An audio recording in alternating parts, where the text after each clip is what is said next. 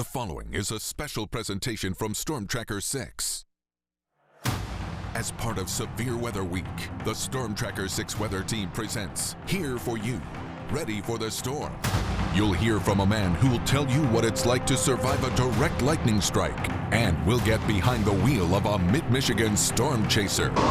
Plus, learn the secrets to surviving a severe weather event. It's all coming your way next. Here for You, Ready for the Storm. Thanks for joining us tonight. I am Chief Meteorologist David Young. Over the next half hour, you'll hear from our weather team. We're here for you to make sure you're not only ready for the storm, but that you're safe and prepared.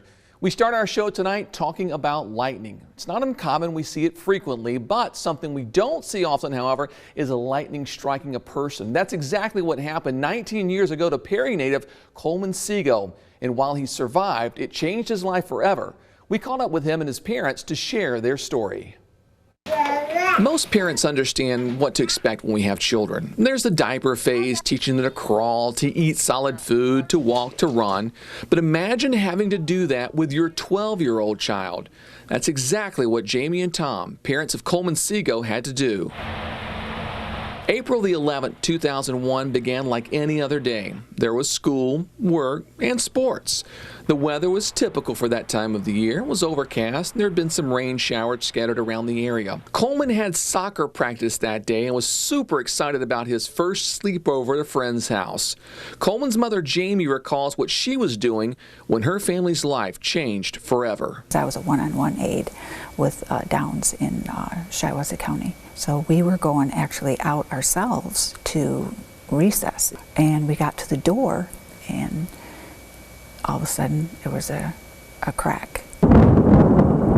With virtually no warning, a bolt of lightning from a distant storm struck young Coleman as he and his friends were on the soccer field waiting for practice. Coleman lay on the field unconscious. He was near death. The bolt that struck Coleman burned his body, damaged organs, and caused injury to his brain. Coleman's parents recall those moments after the strike as medical personnel rushed to save his life. I'm thinking, well, okay, he got hit by lightning. What's that mean? But what I was told is he was being transported to Owasso Memorial. They're not getting any pulse. They're still doing CPR, but they're on their way to Owasso. They were worried about infection because of the way the lightning went through his body. As for Coleman, who lives now in Arizona with his father, the events of that day are still all a blur.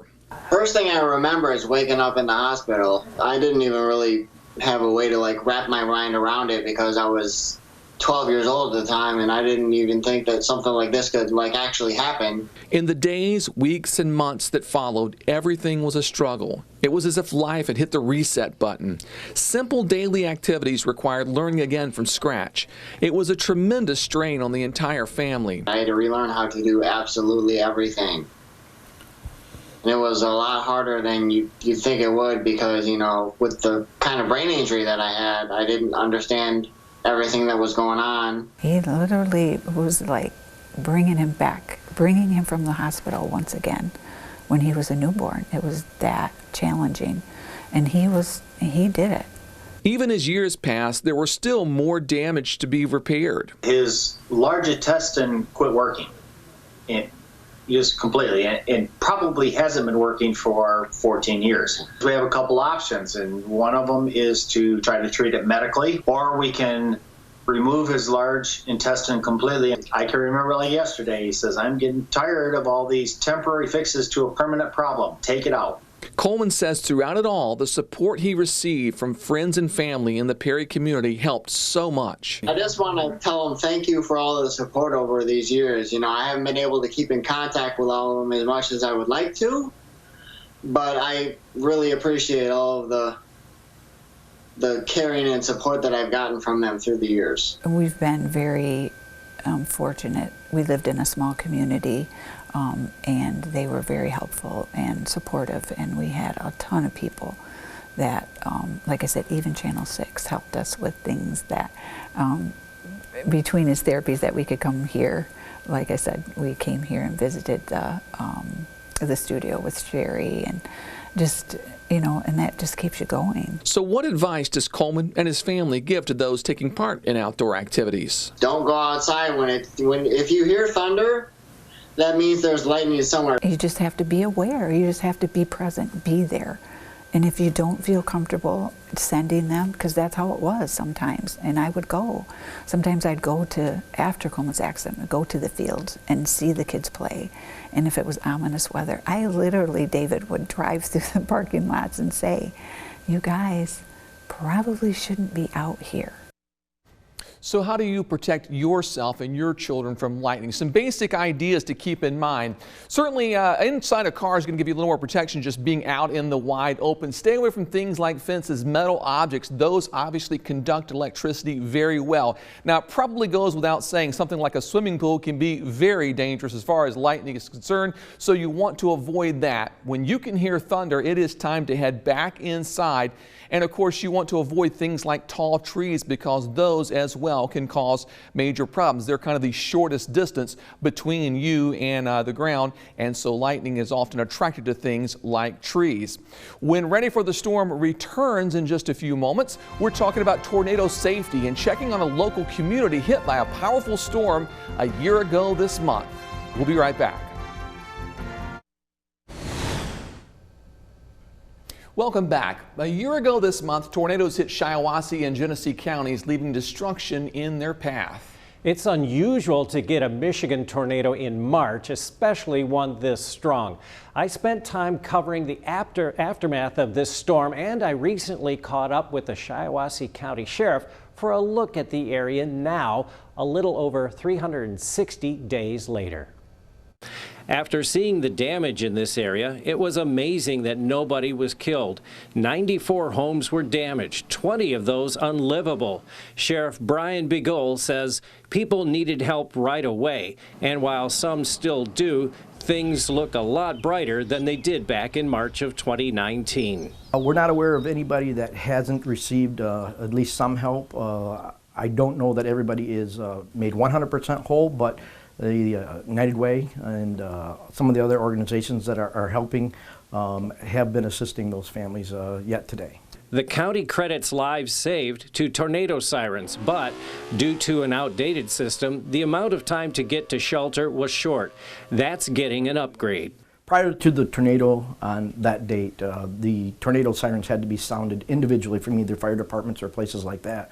And so we realized the importance of combining that in central dispatch, so as soon as the National Weather Service puts out an alert or something is spotted and called into dispatch, that tornado siren can be sounded from the central dispatch. Okay. That could possibly save lives because it can be done so much quicker. So remember, it's always important to stay aware because the time of year doesn't always dictate the weather. Oh, thanks so much for that, Jim. Very interesting. So do you know what to do if a tornado is coming? What should you consider when looking for a place to stay safe? Ingham County Emergency Manager Rob Dale took a walk with me around our station to find the ideal spot. Well, it is severe weather season across mid-Michigan. We're just getting into the heart of our severe weather season. Lots of us have plans where to go during a tornado if we're, say, at home, perhaps on the road. But that's not the only place you have to worry about. I mean, what if you're at your place of employment, like here at WLNS? Take a look at these statistics from the Storm Prediction Center.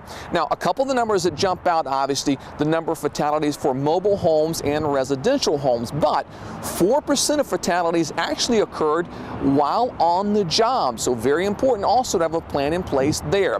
I had a chance to talk with Rob Dale, Ingham County Emergency Management, and we walked around the studios of WLNS to kind of identify the places to stay safe that may apply to your place of business as well. So Rob, we're here in the cafeteria of the station. Now, as you look around, I think this one's pretty obvious to me as a meteorologist, but to someone who's the average weather viewer, why is this not a good choice to take shelter from a tornado? There's two problems with this room. One, we have outside walls. We want to be in an area where there are walls in between us and the exterior, but the glaring one, the windows. They will provide absolutely no protection, even 70 or 80 mile per hour winds. This is more the sales and administrative side of the building. Now we've got a hallway, we've got some walls here, but we also have a lot of office space with windows. windows. Is this a good place to seek shelter or a bad place? This is going to go down the list a little bit, not as good. You know, we like the fact that there are walls around, but these are drywall. They're not going to take a lot of damage from the outside, and as you noted, a lot of glass. So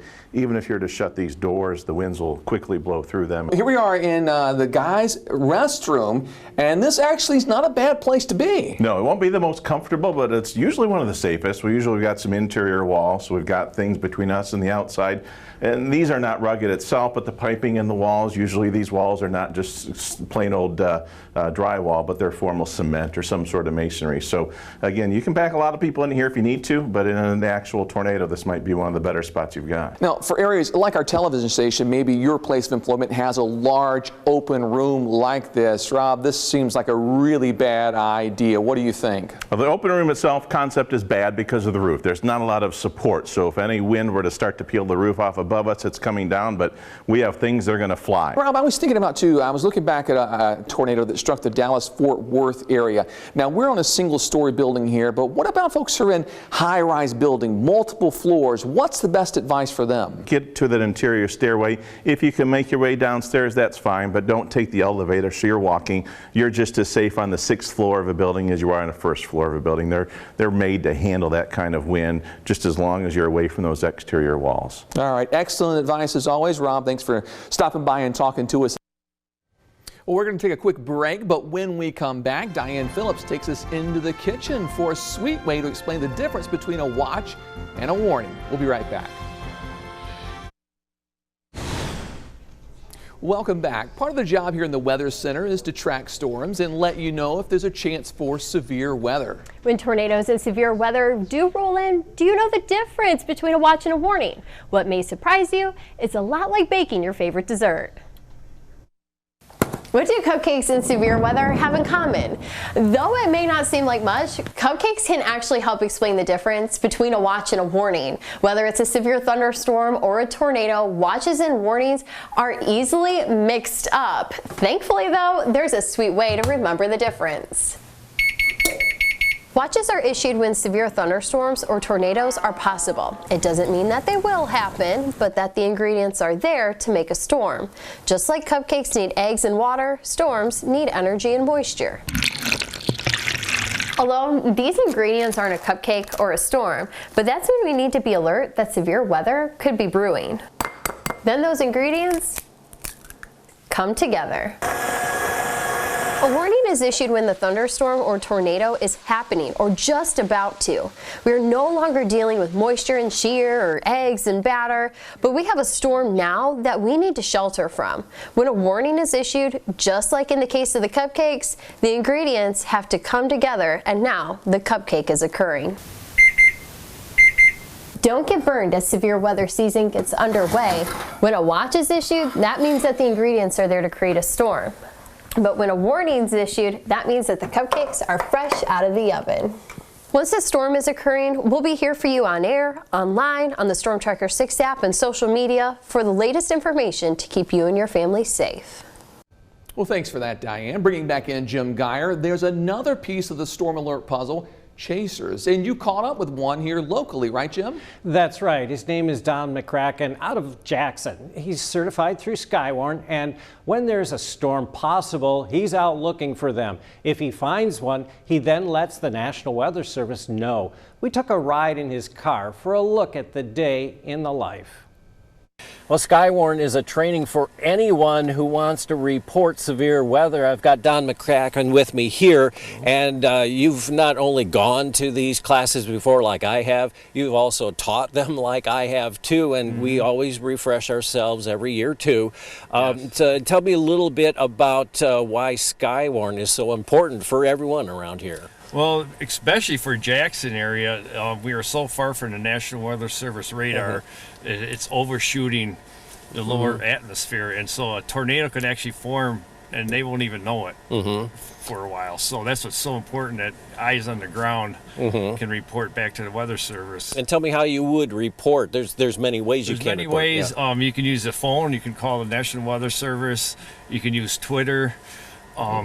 you can always call 911 if you don't know who to call.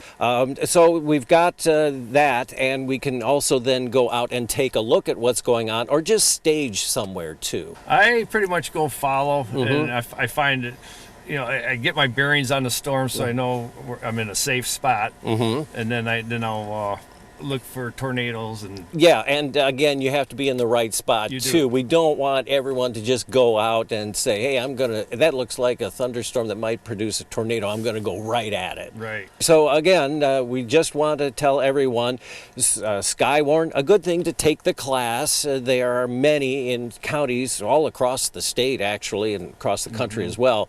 And then again, don't go out into severe thunderstorms just because you think you can see something. Right. Exactly. I mean, one Skywarn class is not going to make you a storm chaser. It's tough. But there's a lot of prep work and learning and research.